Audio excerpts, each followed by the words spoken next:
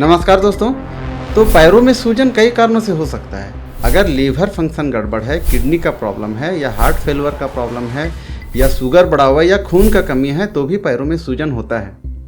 लेकिन फाइलेरिया वाले सूजन को हम लोग कैसे पहचानेंगे, तो आज के वीडियो में ये हम लोग जानेंगे। तो मैं 5 चीज़ों को आपको बता रहा हूँ। उन 5 चीज़ों को अगर आप लोग समझ लें तो आप फाइलेरिया के सूजन को पकड़ सकते हैं कि ये फाइलेरिया का सूजन है। तो सबसे पहला बात हम लोग देखेंगे कि आप जिस एरिया में रह रहे हैं वो एंडेमिक क्षेत्र है या नहीं। एंडेमिक क्षेत्र कहने का मतलब है कि आपके घर में, परिवार में, आस पड़ोस में या आपके गांव में क्या कोई फाइलेरिया का रोगी है। अगर ऐसा है तो आप हो सकता है जो आपका सूजन है वो फाइलेरिया के कारण है।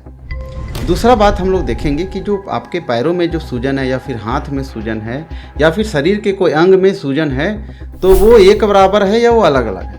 यानी पैर में और हाथ में सूजन है तो दोनों पैरों में एक जैसा सूजन है या फिर अलग अलग सूजन है। क्योंकि फाइलेरिया के केस में सूजन एक बराबर नहीं होता है, कम ज़्यादा होता है। क्योंकि मान लीजिए अगर आपका शरीर में खून का कमी है तो खून का कमी दोनों पैरों में एक समान होगा तो सूजन दोनों में एक जैसा होगा।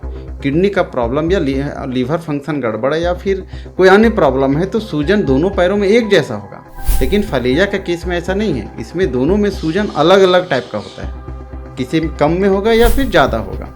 तो ये बात है। तीसरा बात हम लोग है सो देखेंगे कि आपका जो सूजन है वो पीटिंग एडिमा है या नॉन पीटिंग एडिमा है। पीटिंग का मतलब होता है गड्ढा, यानी अगर आपके हाथ में या पैर में सूजन है तो उसको हम लोग 5 सेकेंड तक उसको दबा के रखेंगे और अगर वो दबे रह गया, गड्ढा बने रह गया तो यानी वो पीटिंग एडिमा है, जो फाइलेरिया के केस में नॉर्मली नहीं होता है। फाइलेरिया में नॉर्मली नॉन पीटिंग एडिमा होता है।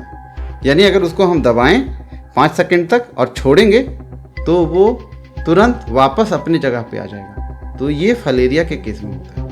तो चौथा चीज़ हम लोग देखेंगे एक्यूट अटैक, जो फाइलेरिया के केस में नॉर्मल होता है, जो साल में 2 से 3 बार हो सकता है, जिसमें पैरों में तेज जलन, लालिमा हो जाना और तेज बुखार आना।